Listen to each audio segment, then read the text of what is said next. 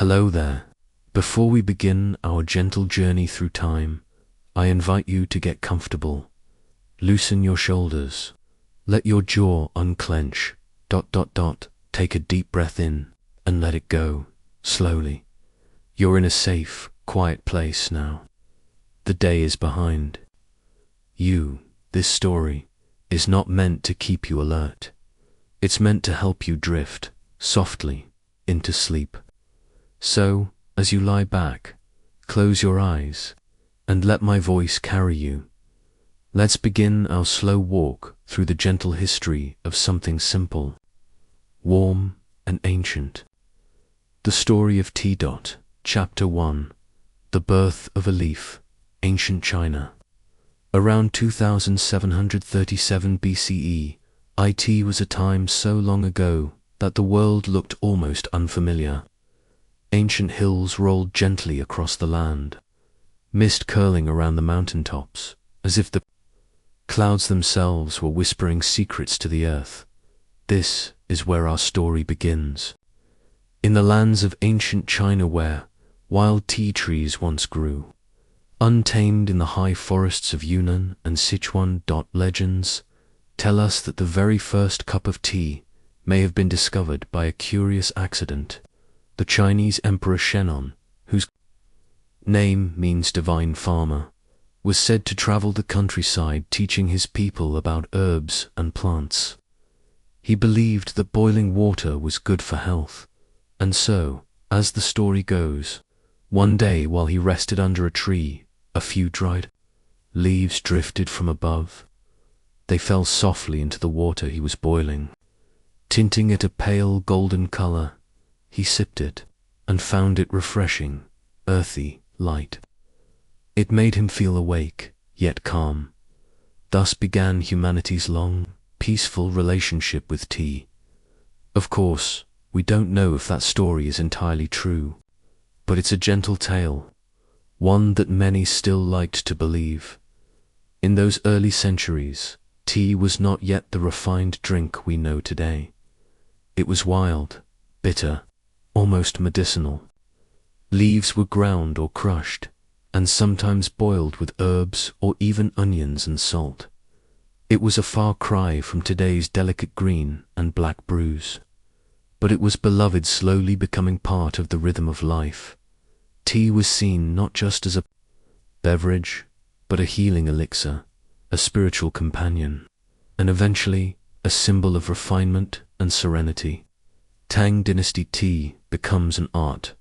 Now we travel forward, slowly, gently, to the days of the Tang Dynasty. Around the 7th to 9th centuries, this was a time of peace, beauty, and poetry in China. Silken robes brushed polished stone walkways, while bamboo swayed in the breeze. Tea had now become something more than a drink. It had entered the realm of ritual. The Chinese court and scholars began treating tea as a form of quiet art. The leaves were steamed, pressed into bricks, and ground into powder, then whisked into hot water with bamboo brushes in graceful, rhythmic movements. This wasn't a hurried act. It was slow, meditative. The sound of boiling water, the gentle pouring, the aroma rising like incense. Tea gatherings became a form of spiritual retreat.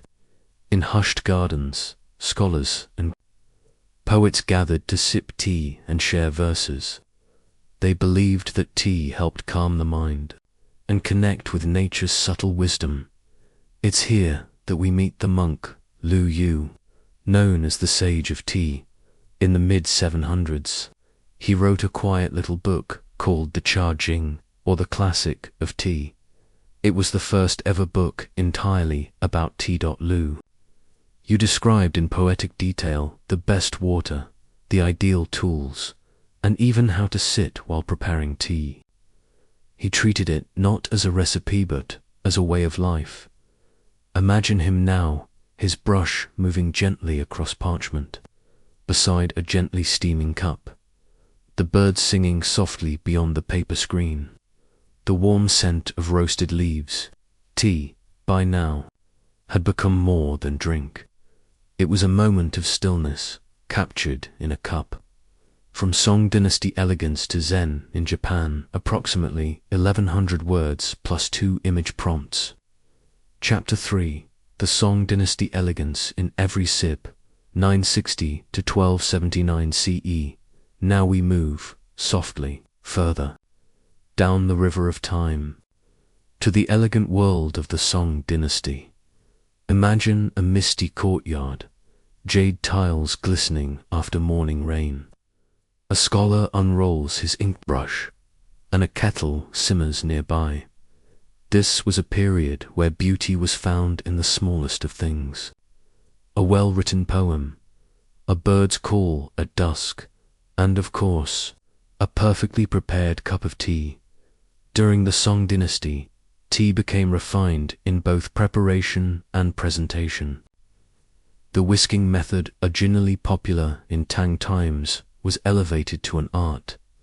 People would hold tea competitions, much like calligraphy contests, to see who could whisk the finest froth into a delicate porcelain bowl. They used white tea, discs of dried tea ground finely with skill, then whisked with warm water in slow circles. The foam that formed on top was judged for color, texture, and longevity. In quiet tea rooms, the elite and the humble alike found peace in the same ritual. It wasn't only for the rich. Tea had become the drink of all people, scholars, monks, merchants, even farmers returning from the fields, and the teaware itself. Ah, it was elegant. Bowls with celadon glaze, soft like river stones. Teapots shaped like flowers or mountain caves. Every object had meaning. Every gesture had grace. Tea, in this time, was the mirror of the soul.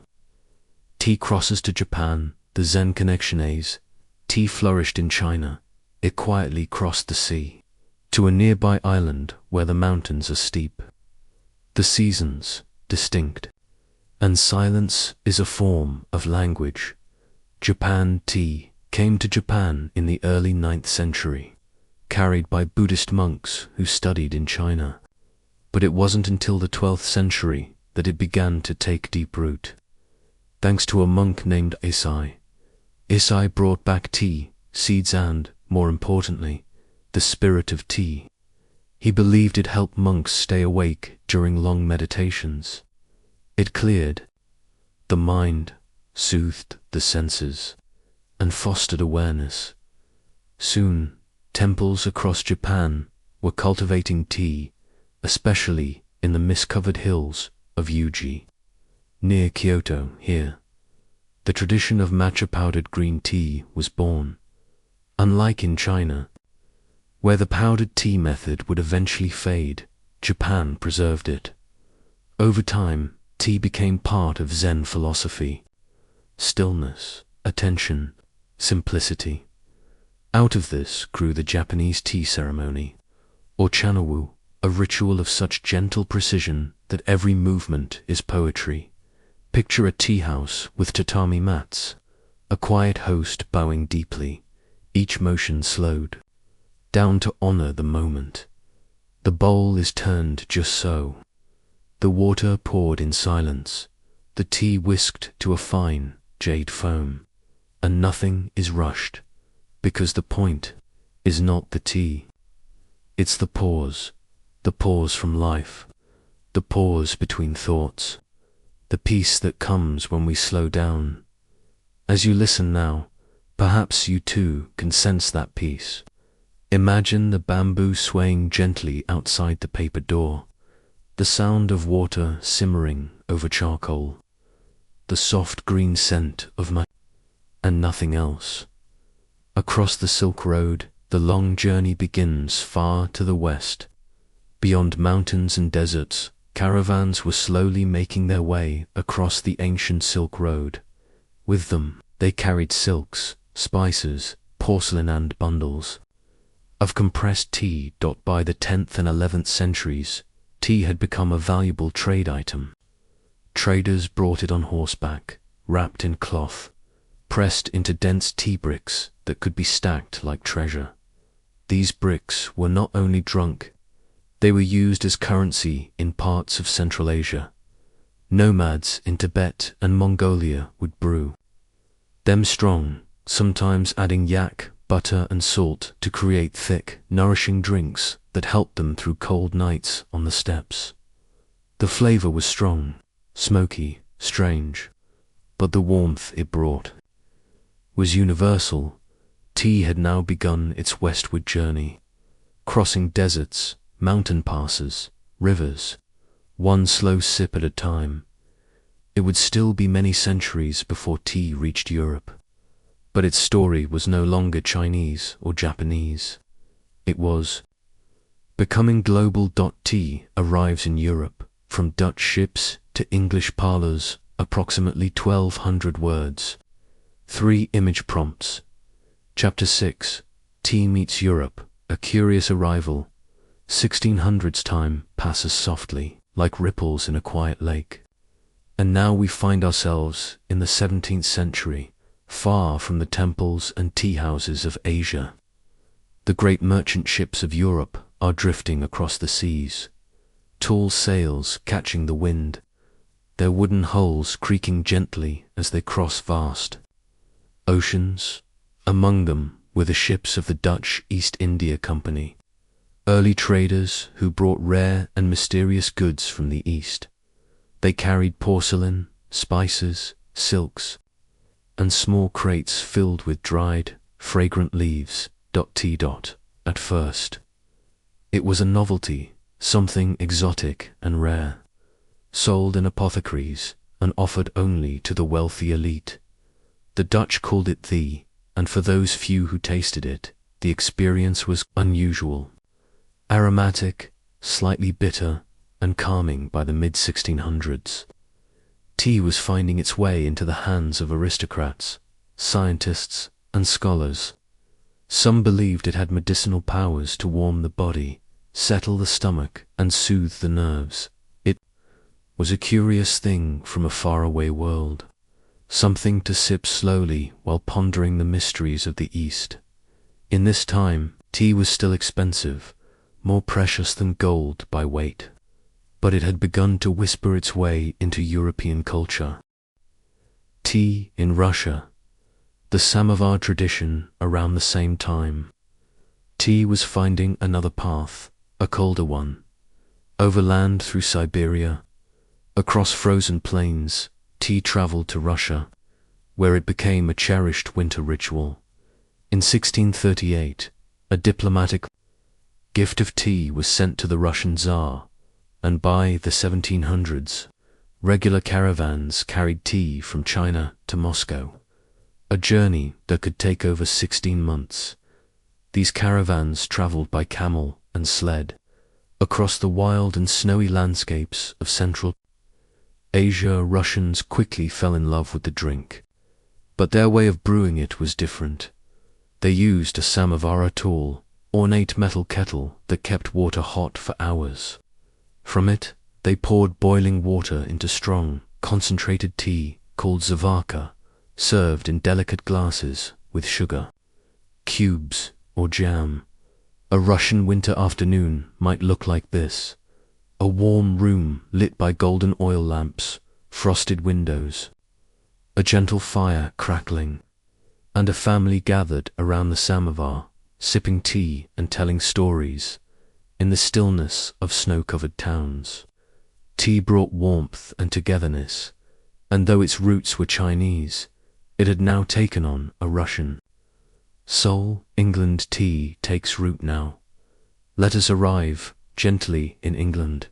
It's the year 1662, and a Portuguese princess named Catherine of Braganza has just married King Charles II. Catherine loved tea. She drank it every day in Portugal, and when she arrived in England, she brought her taste for it with her.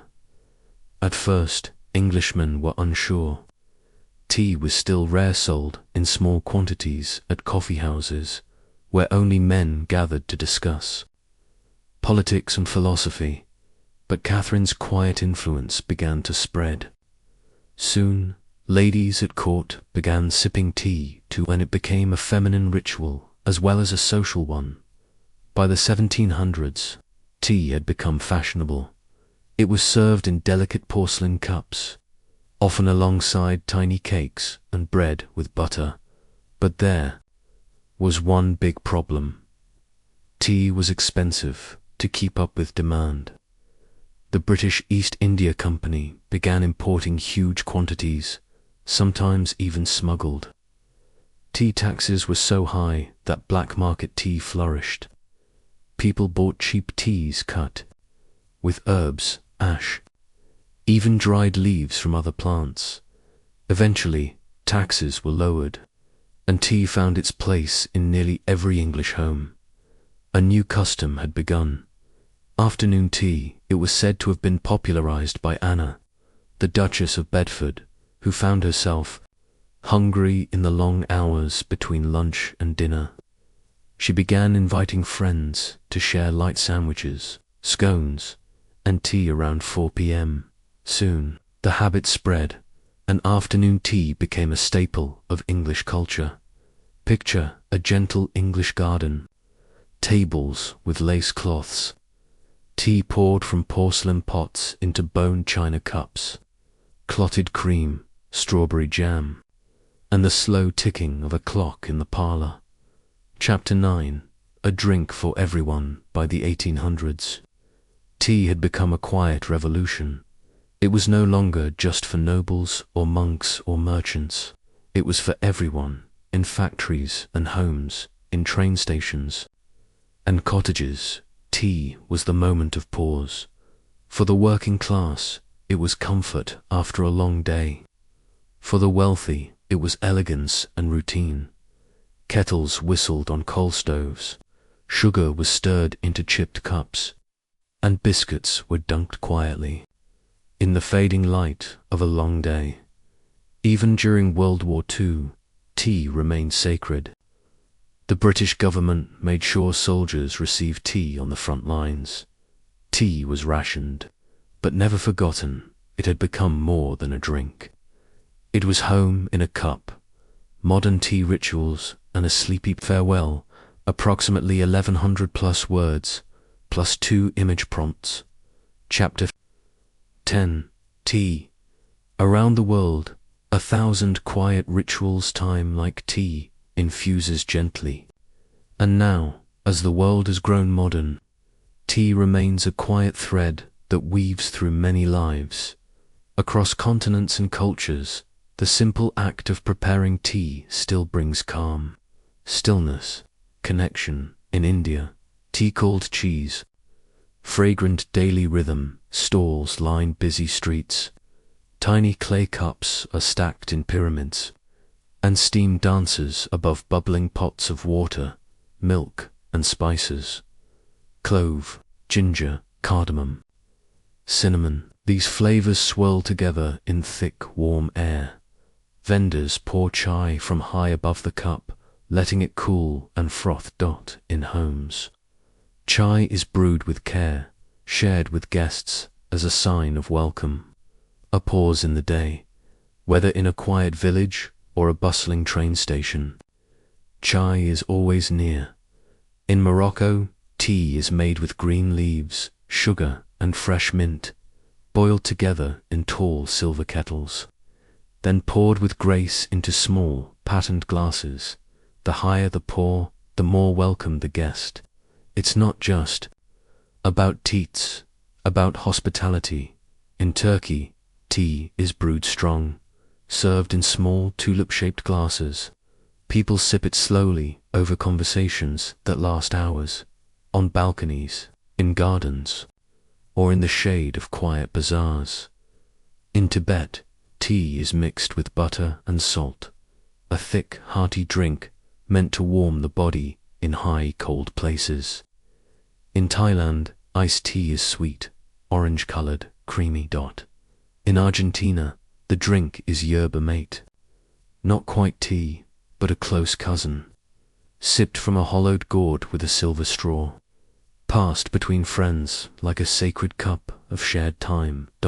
All around the world, tea adapts. It bends like a willow, growing in every place it touches, but its soul remains unchanged, a simple act of warmth and slowness. Chapter 11. The pause between moments. And so here we are, back in the quiet of your own room, your eyes a little heavier, your breath a little slower. The story of tea is long, thousands of years long, but it's never rushed. It travels gently from mountain to valley, from dynasty to city, from a humble leaf to a sacred ritual. It is the moment between chores, the sip before bed, the silence after words. In a world that asks us to move faster, tea reminds us to go slow, to sit, to sip, to be still. Somewhere right now, someone is boiling water. A kettle hums. A cup is held in two hands. And for a moment, just a moment, there is peace. Final chapter. Sleepy farewell. The story in a cup. So now, dear listener, your mind has wandered through temples, gardens, caravans, and parlors. You've seen misty mountains and snowy rooftops, elegant courts and humble kitchens, and all along the way, tea has been with you, from the ancient forests of China to the candlelit tables of England. Tea has traveled far, but here, in this quiet moment, it arrives in you, in your breath, in your stillness, in your slow drifting toward sleep. Let the story settle in your chest, like warmth from a freshly brewed cup. And as you close your eyes, know that this tale like tea will be waiting whenever you need it again. So sleep now, let go. The kettle is quiet. The world is soft. Good night.